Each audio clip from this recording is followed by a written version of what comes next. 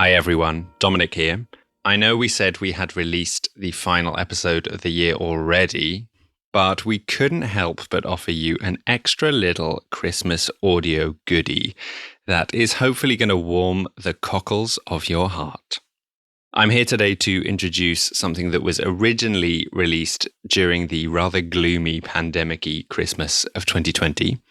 And at the time, I rather boldly pronounced with very little actual evidence that it was probably a world first, the first time a tweet thread had been turned into a piece of sound-designed audio storytelling. Now, turning a tweet thread into a Christmassy audio piece may sound like a weird idea, and perhaps it was, but the tweet thread in question isn't just any tweet thread. It was, in my opinion, the most touching Christmassy tweet thread that has ever been written on that godforsaken website.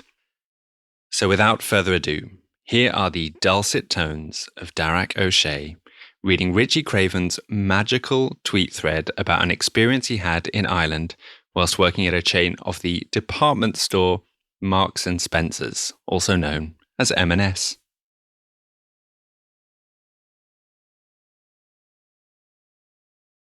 The most stressed out I've ever been about Christmas was when I was 16 and I got my first ever job working at Marks and Spencer's in Dundrum. As soon as I started, I kept hearing these myths about the Christmas Eve waste sale, where all the food that wasn't sold on the 24th was marked down 90%. Everyone I worked with kept telling me not to get anything in beforehand, because there was so much left that you could get your whole Christmas meal after the shop had shut on the 24th. Dad and I argued for weeks about it, going back and forward on whether to get a turkey beforehand. Eventually, we decided we were going to risk it. I was working until close on Christmas Eve anyway, so my dad said we may as well give it a go. Before I went to work that day, he told me, just at least try and get a turkey, no matter what happens. It was the most stressed I've ever been working in retail, which is saying something. I worked in home and gifts, so every chance I got, I would sneak over to Foods and see how busy it was, how many turkeys were left. It was busy, and I was convinced there'd be nothing left. Eventually, closing time rolls around, and all the staff clock out and wait for the sale to start. Now comes my next heart attack. I thought it was just whoever was working Christmas Eve that was able to go, but the entire workforce had trickled in since closing. I was waiting.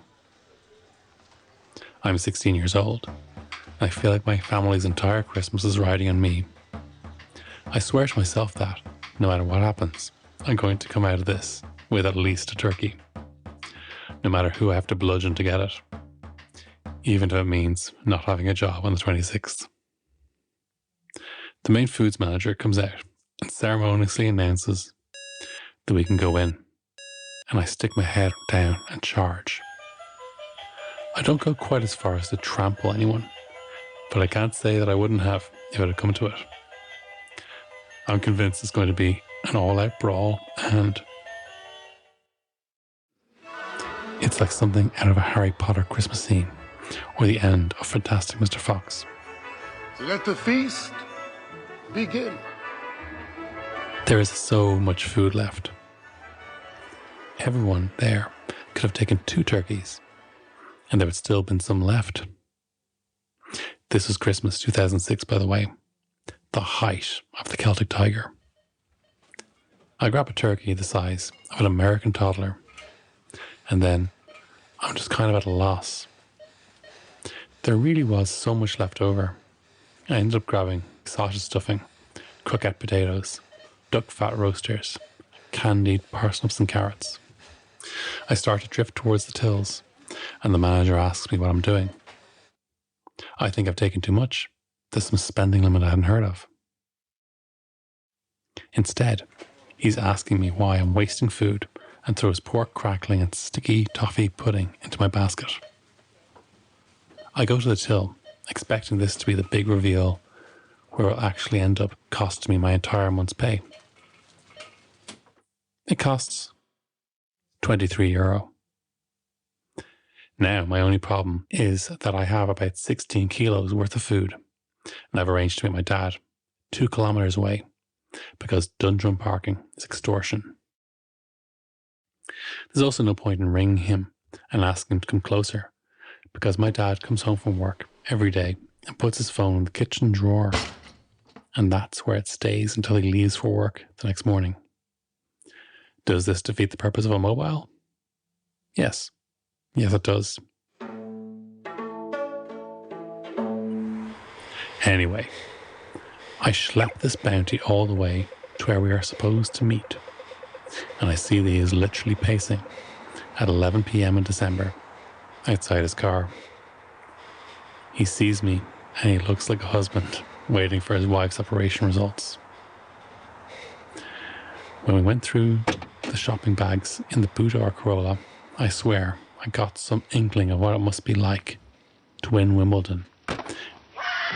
Do that thing where you climb the stands to hug your parents. He was instantly like, "Rich, this is too much. How much did you spend? The whole idea was that this is supposed to cost less." I showed him the receipt, and we ended up driving home blasting Springsteen the whole way.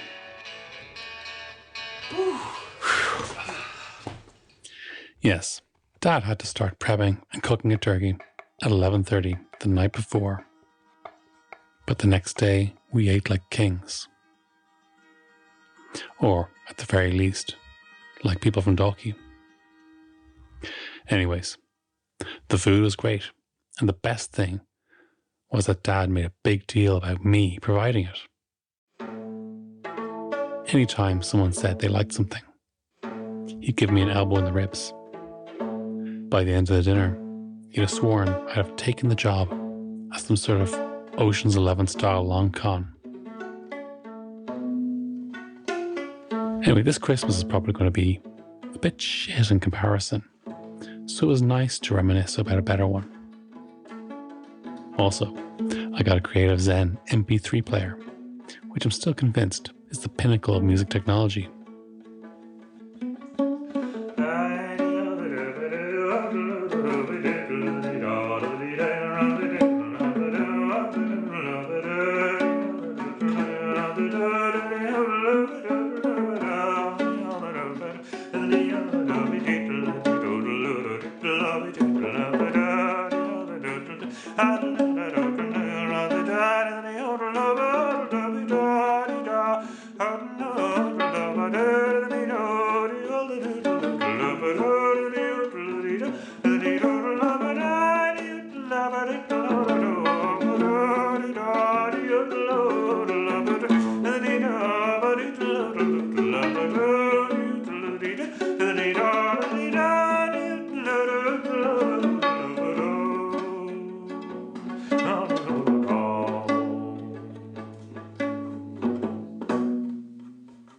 Well, I hope you enjoyed our little Christmas Eve offering. I've got a few very important people to thank for making this audio beauty possible. Thank you, firstly, to Richie Craven, who wrote those beautiful words and let us record them for this podcast. When the tweet thread initially went viral back in 2020, he encouraged people to consider donating to the children's charity Barnardo's in Ireland.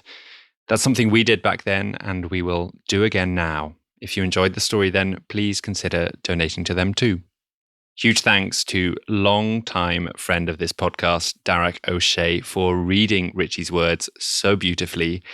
And thank you to producer Katz Laszlo for producing this piece and giving it its sumptuous sound design. Finally, thank you to the wonderful musicians Owen O'Kennewan and Alton O'Brien, who allowed us to use their music for this piece. We'll be back before you know it in 2024 with more episodes of The Europeans. See you all then.